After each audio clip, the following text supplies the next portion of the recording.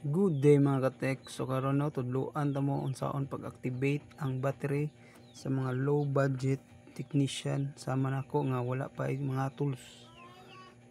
Simple ra kay ning idea ha. Pero dako kining katabang kanato.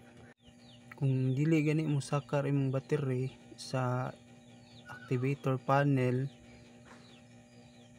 ang imong buhaton kundi magpalit lang taog charging module sama ani ang gihimo.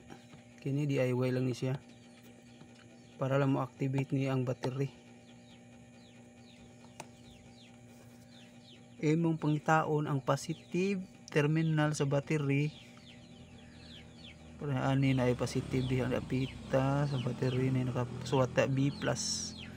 Hindi na ibutang ang positive line.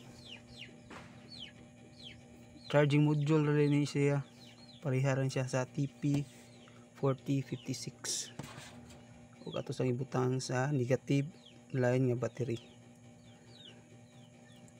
Then atong isaksak sa charger nga type C. Inyong makita din hino kung masaksak na siya red diri, kung full charge green.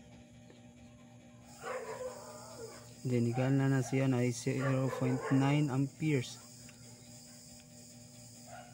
sa yung schematic.